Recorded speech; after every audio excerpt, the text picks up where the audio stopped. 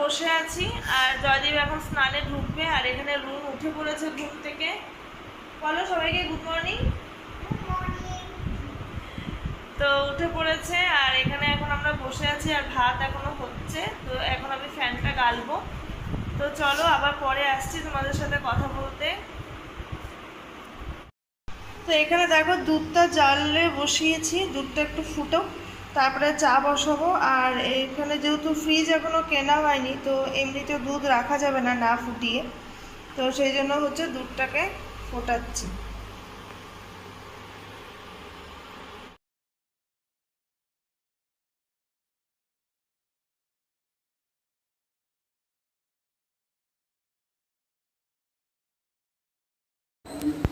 তো ফ্রেন্ডস এখানে ভাত নিয়ে নিয়েছি জয়দীপের, একটু রুনকেও খাইয়ে দিব।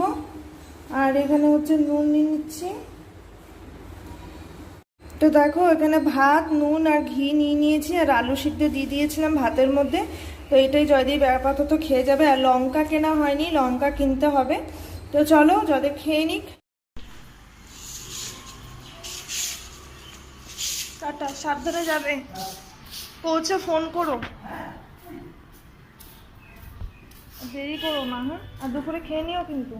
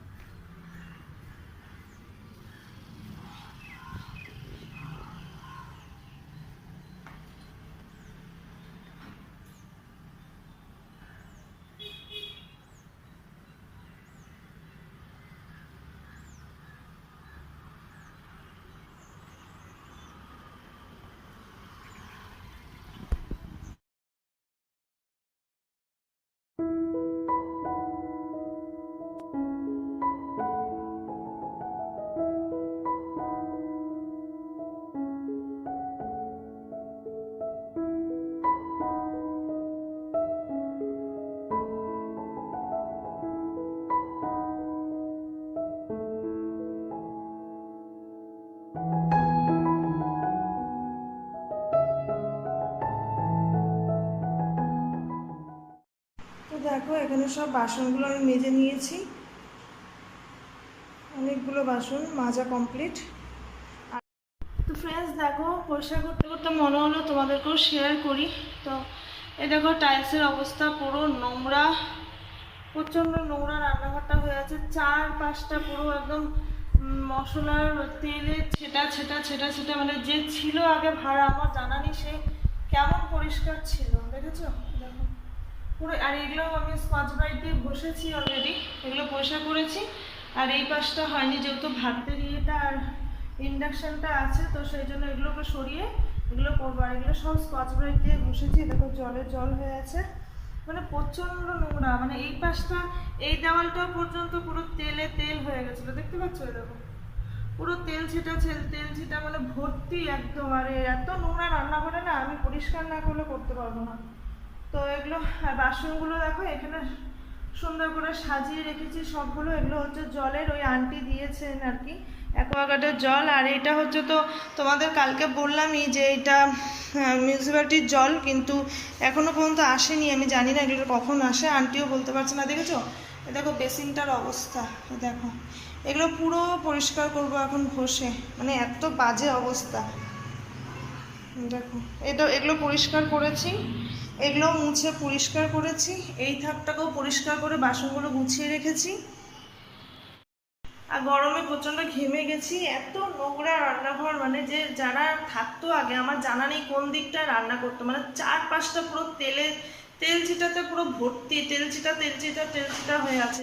তো এগুলো ভালো করে পরিষ্কার না করলে আমার পক্ষে রান্না করা সম্ভব না। তা ভেবেছি আজকে ওই সিদ্ধ ভাত যে সকালে করেছি ওটাই আছে, রুনকে ঘি দিয়ে খাইয়ে দেবো। জয়দেবও খেয়ে গেছে, আজকে আর কোনো কিছু রান্না করব না, আজকে পুরো পরিষ্কার করব। পরিষ্কার না করা পর্যন্ত শান্তি হচ্ছে না। তো আমি আর রুন আর সিদ্ধ ভাতটাই খেয়ে নেবো, আছে অনেকটা। তো চলো আর বেশি কথা বলছি না, কথা বললে দেরি হবে। আর আমার স্ট্যান্ডটা গেছে ভেঙে, তো সেই জন্য মানে ভিডিওটাও ঠিক মতন করতে পারছি না তোমাদের সাথে। তো দেখি যতটা পারি চেষ্টা করি তোমাদেরকে দেখানো। তো চলো পরে আসছি আবার কথা বলতে। তো দেখো রান্নাঘরটা নিজের মতন করে করতে পেরেছি। এই যে পুরো পরিষ্কার করেছি একদম, দেখো আগেকার জিনিস আর এখন মানে পরিষ্কার করার পর কত সুন্দর লাগছে। আর যে এগুলো পুরো সাবান দিয়ে স্কচ ব্রাইট দিয়ে ঘষে পুরো পরিষ্কার করেছি। এই যে এই জায়গাগুলো, এগুলো সমস্ত পরিষ্কার করেছে। এই জায়গাটা তোমাদের দেখিয়েছিলাম না, দেখো এখন কেমন পরিষ্কার লাগছে। পুরোটা স্কচ ব্রাইট দিয়ে ভালো করে ঘষে পরিষ্কার। এই হ্যাঙ্গারটাকেও প্রচুর ঘষেছি, কিন্তু একদিনে তো আর এতটা উঠবে না। কল ঠলগুলো দেখো পুরো চকচক করছে। আর এই যে বেসিনটা দেখো পুরো স্কচ ব্রাইট দিয়ে, এই যে স্টিল হুইল দিয়ে পুরো ঘষে ভালো করে পরিষ্কার করে। এটা একদিনে উঠবে না, এটা টাইম লাগবে। কিন্তু আগে যেরকম জলটা আটকে যাচ্ছিলো, এখন অনেকটা ঠিক হয়েছে, এখন অনায়াসে চলে যাচ্ছে, বেরিয়ে যাচ্ছে আর কি। আর ইন্ডাকশানটা এখানে রেখেছি, আর ভাতের সসপ্যানটা এখানে রেখেছি, রেখে পুরোটা পরিষ্কার করে নিচটা পুরো মুছে একদম পুরোটা ডিপ ক্লিন করে নিয়েছি। দেখো এখন কত সুন্দর লাগছে রান্নাঘরটা দেখতে।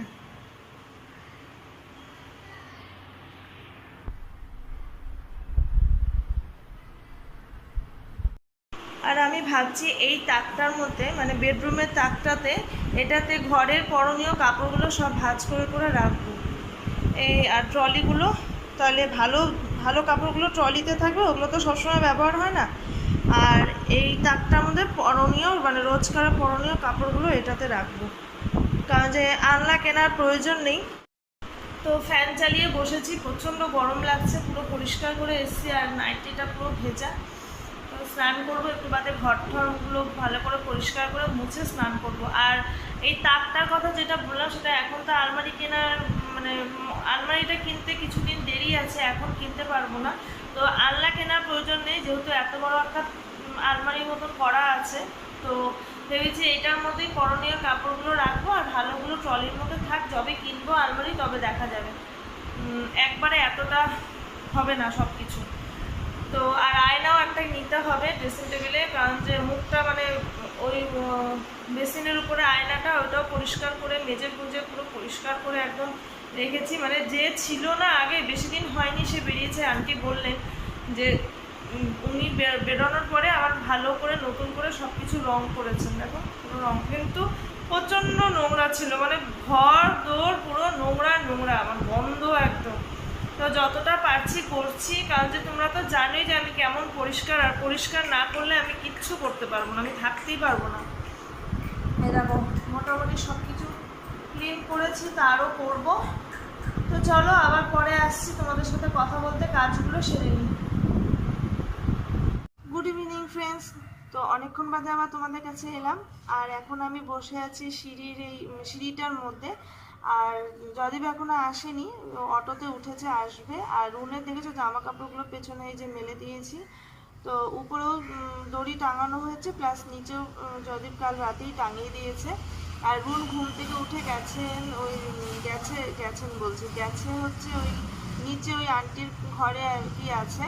তো আন্টি ডেকেছে যে রুন কোথায়, তো আমি বললাম যে রুন ঘুমাচ্ছে, তো তার মধ্যেই উঠে গেল রুন, তো আমি দিয়ে এলাম। তো খুশি, আসলে উনিও একা একা থাকেন, তো ওনার মেয়েও থাকে, মেয়ের বিয়ে হয়ে গেছে, মেয়ে বাইরে থাকেন, আর ছেলেও বাইরে থাকেন, দিল্লিতে থাকেন, ছেলের বউ সব বাইরে থাকে। তো আন্টি একদম পুরোপুরি এত বড় বাড়িটার মধ্যে, মানে পুরো দোতলা বাড়িটার মধ্যে উনি পুরো একাই থাকেন। আর আঙ্কেল নেই, আঙ্কেল মারা গেছেন। তো ওই সব গল্প আর কি করছিলেন। উনি স্কুল টিচার ছিলেন, আন্টি রিটায়ার করেছেন। তো ওই সব গল্প করছিলেন আর কি। তো সেই জন্য আর কি এখন তোমাদের সাথে টাইম পেলাম কথা বলার।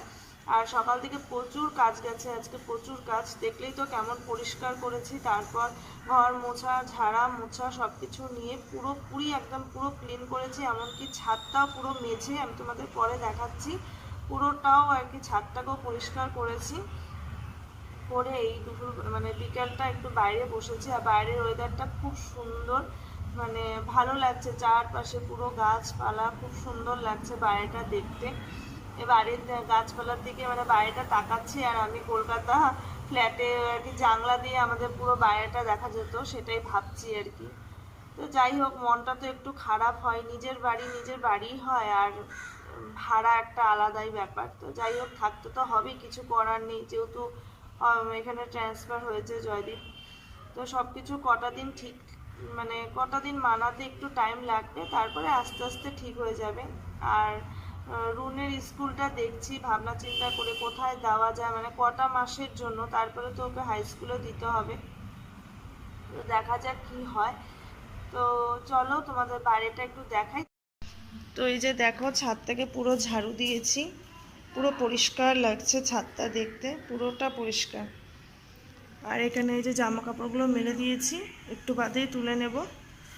আর এই যে দেখো, পুরোটা পরিষ্কার করেছি, এগুলো সব পরিষ্কার করেছি, একদম পরিষ্কার পরিচ্ছন্ন করে পুরোটা রেখেছি ঝাড়ু দিয়ে। আর এই যে মেন রাস্তাটা আর কি, জয়দীপ দেখা যাবে, যে সকালে দেখালাম না তোমাদের, এদিক দিয়েই গেল আর কি। যাই হোক, আর এই গাছগুলো দেখো আন্টির, প্রচুর গাছ, ফুলের গাছও আছে, লেবুর গাছও আছে।